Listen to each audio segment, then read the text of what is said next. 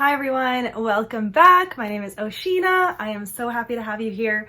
I am going to be sharing all of the books that I read in July, and it was an interesting reading month. I had some amazing 5-star reads, and then a DNF, a 2-star, some middle of the road. So I'll start with DNFs and work my way up to 5 stars. So the book that I DNF'd this month is called The Happy Camper by Melody Carlson, and I DNF'd this book because it just wasn't engaging. I found it boring. I really liked the cover and I wanted to use this for my reading challenge actually. I think cute cover was the June prompt. So I thought this is a cute cover, this could work. But I started on audio and just right away I wasn't connecting with the writing. And yes, it was being read to me, so maybe if I was physically reading it, it would be different. But I just didn't connect with the way the story was told. Basically, you follow this girl who's going back to her family home and she's with her grandpa, but then her mom also is staying at the grandpa's house. So your character, her mom, they have a really bad relationship and she calls her mom by her first name and they just have like a weird dynamic going on. So that was frustrating because it's like there was so much tension all the time. And then you find out on the back that she's gonna end up living in this camper, but it doesn't happen for quite a ways into the book. And by then I just like didn't care and it was just too bad. So I DNF'd it. Then we have this little gem. I have a video for this book, okay? So I'll link it down below. It's my previous video. This is a step-sibling romance, and it just didn't work for me. I didn't really like that trope. I didn't want to read about it, and I explained everything in that video. I ended up giving it 2 stars, and someone recommended I try to return it to Amazon. I don't know what the like moral, ethical thing is for that because I read it, so like, I don't know. But I'll check it out because yeah, I wish I did not buy this book. Oh well. We follow this girl and guy who meet in high school, they fall in love, but then they come home one day and their parents announce that they actually got married. And so they had kept their relationship quiet. So they like quietly broke up as well because they're like, well, now our parents are together. This is awkward. And then you meet them like 3 or 4 years later, they're in college together and the feelings are back and they're trying to figure out how to handle that. And I just didn't enjoy it that much. So this is the sequel to The Friend Zone, which I highly recommend. The Friend Zone. It is funny, clean, good romance, loved it. This is not that. So you could skip this one. Okay, then I read Hello Stranger. Hello Stranger by Katherine Center. I really enjoyed this book. I gave it 4 stars. Overall, this was a really pleasant read. I know in the vlog that I made of this book, I said that it was language free. It's not, but I didn't even notice the language. So like when I said that, people were like, hey, there is language in it. And I was like, whoops. So I'm sorry about that. There is language in this book, but it was mild enough that I didn't notice it.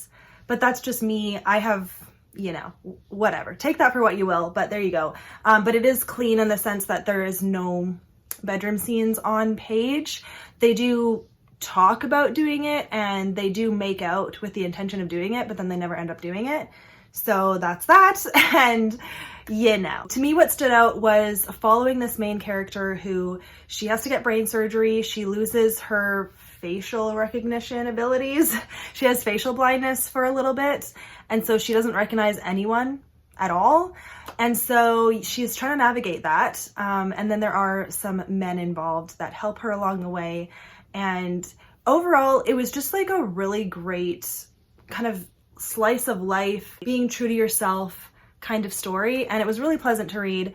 Super quick read, and I would recommend it. I thought it was great. Another 4-star I read was A New Shade of Summer by Nicole Deese. This was really enjoyable. This is a Christian story following this woman who goes back to her small town where her sister lives. She's staying with her sister for the summer, and this girl is an artist, so she's been commissioned to paint murals and stuff for different businesses.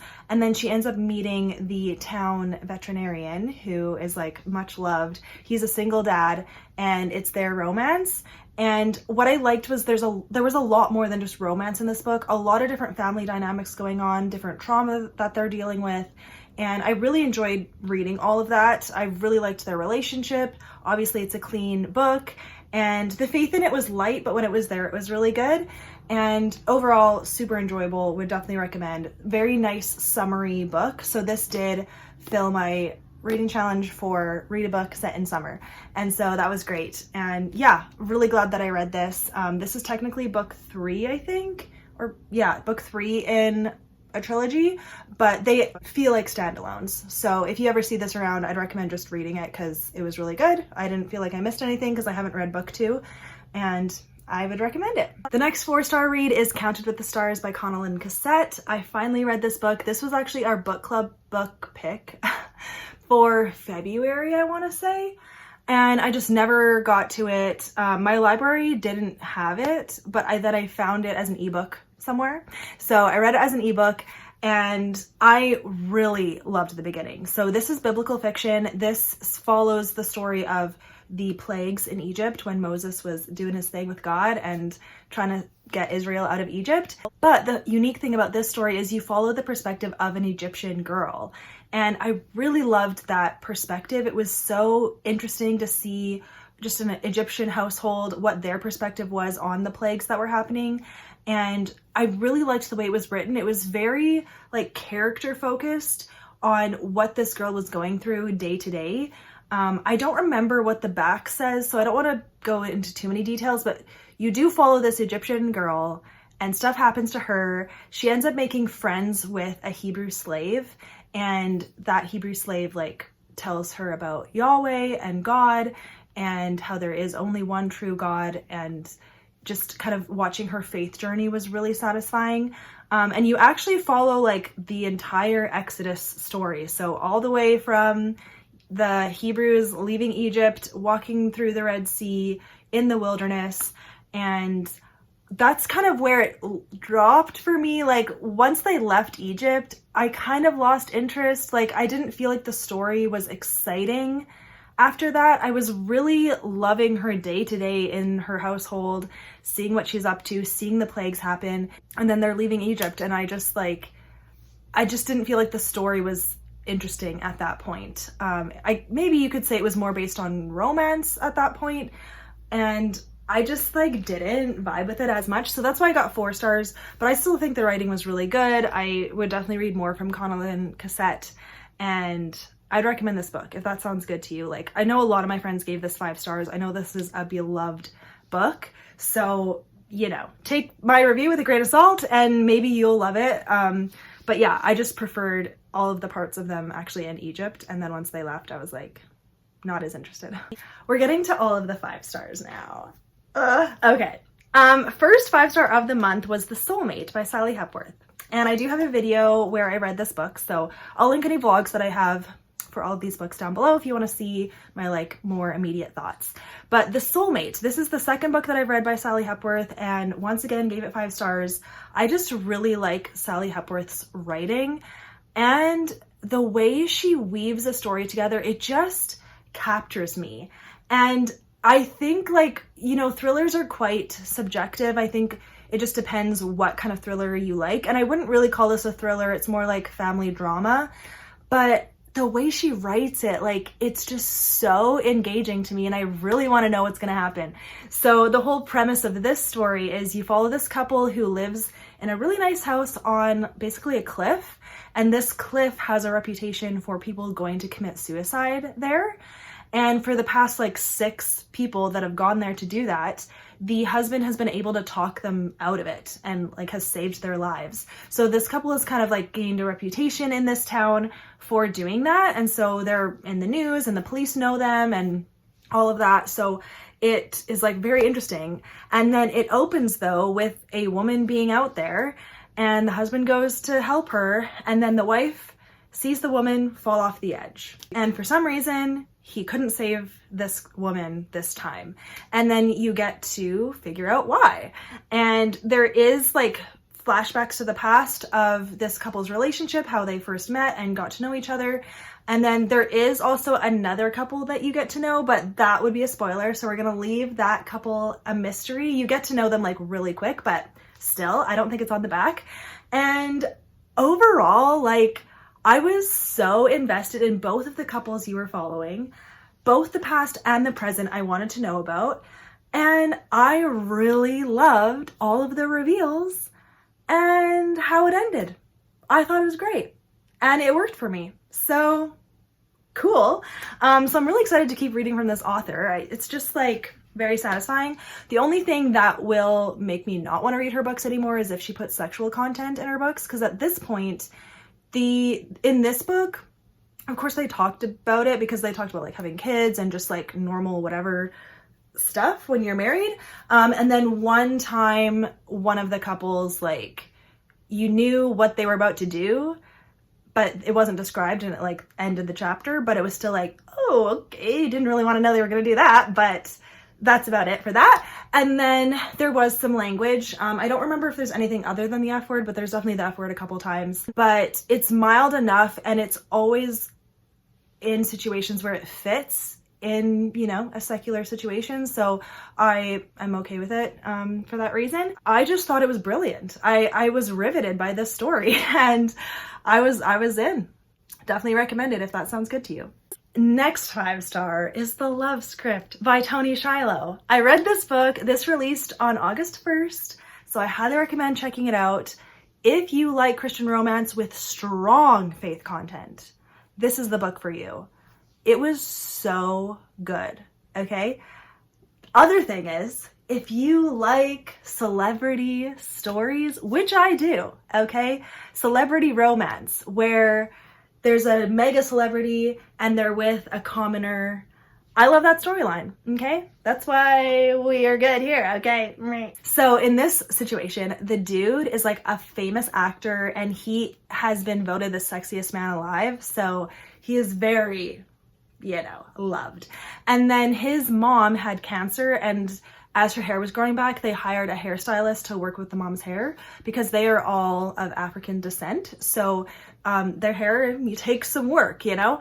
And so you follow this hairstylist who is trying to make things work. She's definitely struggles with finances. And then the two of them are caught in a compromising position in a picture, and the press goes crazy with it. And so they have to decide how to figure this out. And it turns into fake dating. Does that not sound amazing? Okay. He is like an out Christian. Like, he is full, like, the whole world, however wants to know who he is, knows that he's a Christian, and he's made it clear that he is abstaining before marriage. So I don't think that is very realistic, in the sense that, like, people were fine with it for the most part. Like, I mean, they did give him a hard time, but that's the only like far-fetched thing. But I was fine with that because it just was like so refreshing to see like a full-on Hollywood story, but with Christians. And I felt like it was the most realistic that it could be, because these characters' feelings and their reactions to things and their inner turmoil of like, what do I do? And they would like be praying about it. They had friends that they would go to for prayer. It was amazing. Highly recommend. Loved the whole progression of the story. It was super quick read, and the romance was so cute. I loved it. I'm so impressed. Like, Toni Shiloh, amazing. Hats off to you. Like, keep doing this. She is amazing, and I can't wait to see more books from her. So highly recommend this book, obviously. Super clean, no language, all of that. Very good. Okay, another one. 5 stars. Wow. So I snuck this in at the very end of the month. This was in my August TBR, but I read it already because I just did. I literally started this Saturday morning and I finished it Saturday night. Like, this is so good. This is a very fast-paced book, super funny. Like, there's something about funny stories that go by really fast because you just like, it's just so enjoyable that you can't help but just keep reading. Okay, this book is very funny, okay? So you follow Henry and Edith. Edith needs a place to stay for the summer, so she moves in with Henry, but they never end up meeting. They don't know what each other looks like, and they both think that the other one is elderly. And so that's why they're fine with it. Like, she's living upstairs, he's living downstairs. They never see each other because they have different schedules, and they communicate with notes on the kitchen counter. It's so cute. But the funny thing is, out in the town, they both see each other randomly. They don't know that they are each other, and they start having crushes on each other. And then they're like telling each other in the notes about each other, but they think they're different people. It is so funny. Okay. And then also, like, the writing and the dialogue make this book. Like, it is so well done. I can't believe this is a debut because it is very good, very well written, super funny, witty. And then the townspeople are so funny. Like, wow. It's just, I loved this book so much. New all-time favorite, and I can't recommend this enough. It is so, so good. This is contender for favorite book of the year. Like, I loved it. So this is a Christian book. The faith is light, but it is there. There's no language, no nothing. They do kiss like a couple times, but it's really mild, and it's just so funny. Loved the ending as well. There's kind of like a didn't see it going that way ending, but I really liked it. It was just like different, and I enjoyed reading about it. So I cannot wait for this author's books. If she keeps writing like this, yes, please. Okay, sign me up. I am here for this. It is so good. So please read this book. It's so good. Okay. Okay, lastly, I have a nonfiction. I did read Blue Like Jazz. I listened to this on audiobook, and this was fascinating. I have never read this book before, and I know it's kind of like old and like a classic, and it's like a bestseller or whatever. I found it very interesting. I liked this guy's perspective on life and like how to live a life of faith in this world. Didn't agree with everything, but basically you follow this guy's kind of salvation story, but in a very informal way. It feels like he's just chatting, and the audiobook was nice for that because he was just talking, and like just different aspects to do with faith, how you interact with different people from different faiths, with no faith, with faith, and just like why he still believes in God, why he feels like Christianity is the right thing for him. And I liked it. I did like it. I think I gave it 4 stars. Yeah, I gave it 4 stars. So, but yeah, this is nonfiction. So I'd recommend it if that seems interesting to you. There's the wrap up. I had a great time with that. So yeah, some really great 5-star books, but then, you know, some whatevers, but I'm looking forward to this next reading month.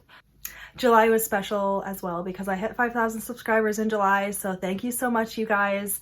As usual, I'm going to write all of the books down below that I talked about with their authors and link any videos that correspond with the books.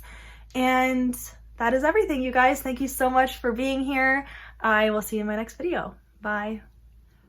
Both Henry and Edith thought each other. Okay, I need to redo. Okay.